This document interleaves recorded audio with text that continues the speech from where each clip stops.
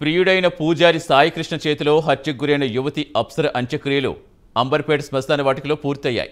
Post mortem తర్వాత ఆమె భౌతికాయం నేరుగా శ్మశానానికి తరలించారు.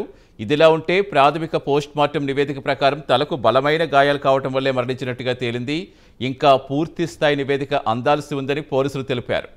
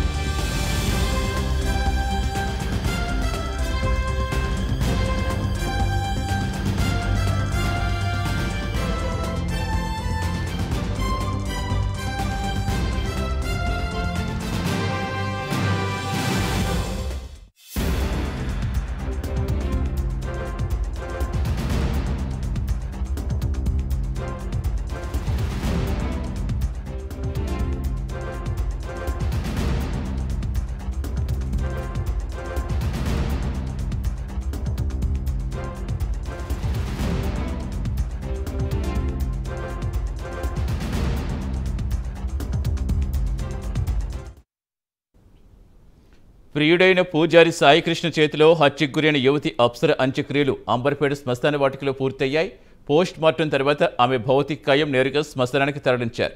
ఇదిలా ఉంటే ప్రాథమిక పోస్ట్ మార్టం నివేదిక ప్రకారం తలకు బలమైన గాయాలు కావటం వల్లే మరణించినట్టుగా తేలింది.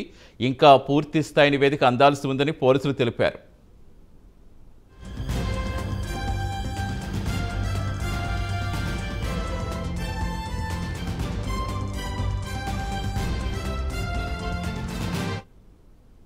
పూర్తి సమాచారం ఇచ్చేందుకు మా కరెస్పాండెంట్ కుమార్ జాయిన్ అవుతున్నారు. కుమార్, ఇంకా పూర్తి స్థాయి నివేదిక రావడానికి ఎంత టైం పడుతుంది, ఏం చెప్తున్నారు పోలీసులు? Thank you Satish.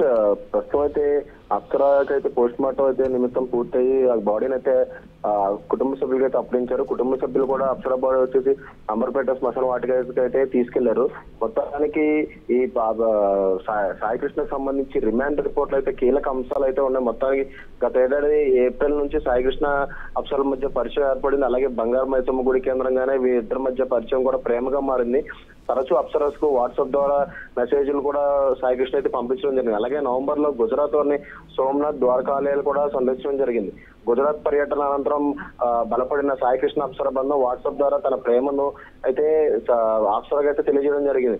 తనను పెళ్లి చేసుకోవాలంటూ కూడా తను ఒత్తిడి చేసిందని, అలాగే తనను పెళ్లి చేసుకోకపోతే రోడ్డుకి ఇడుస్తానంటూ కూడా అప్సర బ్లాక్ మెయిల్ చేసిందంటూ కూడా ఆ రిమాండ్ రిపోర్ట్లు అయితే కీలక అంశాలు అయితే ఉన్నాయి. మొత్తానికి అప్సర రోడ్డుతో అడ్డు తొలగించుకునేందుకు సాయికృష్ణ హత్య చేశారని కూడా తెలుస్తుంది. అలాగే ప్రస్తుతం అయితే ఈ పోస్ట్ మార్టం ప్రధాన నివేదిక ప్రకారం అయితే అప్సర అయితే గర్భవతి కాదని అయితే వైద్యులు అయితే తెలియజేస్తున్నారు. ఇంకా పూర్తి స్థాయి నివేదిక మరి కొద్దిసేపట్లో అయితే వస్తుంది. ప్రస్తుతం ఈ రిపోర్టు ఆధారంగా చూసుకున్నట్టయితే అప్సరకి అయితే ఎలాంటి గర్భం లేదని కూడా వైద్యులు అయితే తెలియజేస్తారు సతీష్. అంటే కుమార్, ప్రధానంగా ఇప్పుడు సాయికృష్ణ అన్ని ఒప్పుకుంటున్నాడు కదా, ఒప్పుకున్న సమయంలో ఇప్పుడు ఇంకా ఏం జరిగే అవకాశం ఉంది అనుకోవచ్చు? ఎలాంటి శిక్ష పడే అవకాశం ఉంది? ప్రస్తుతం అయితే సాయికృష్ణ అయితే విచారణ అయితే పూర్తిగా ఏం జరిగింది అనేది అయితే పూర్తిగా ఒప్పుకోవడం జరిగింది. ప్రస్తుతం 302-201 సెక్షన్ల కింద అయితే కేసు అయితే నమోదు చేశారు. అలాగే 14 రోజులు రిమాండ్ విధించి చెంచల్గూడ జైలుకి అయితే పంపించడం జరిగింది. ఇంకా తదనంతరం ఇప్పుడు ఇంకా ఈ కేసు ప్రస్తుతం అయితే సాయికృష్ణ చెప్పిన దాని ప్రకారం అయితే అప్సర గర్భవతిగా ఉందని చెప్పి ఆ పోలీస్ స్టేషన్ విచారణలో అయితే తెలియజేయడం జరిగింది. కానీ పోస్ట్ మార్టం ప్రథమ నివేదిక ప్రకారం అయితే అప్సర ఎటువంటి గర్భం లేదని చెప్పి అయితే డాక్టర్లు అయితే చెప్తున్నారు. ఇంకా సాయికృష్ణ ఇంకా విచారించాల్సిన అవసరం ఉంది. ఇంకా పూర్తిగా తన అంటే ప్రస్తుతం అయితే తనైతే చెప్పిన విషయం అయితే అబద్ధం అయితే తెలిసింది.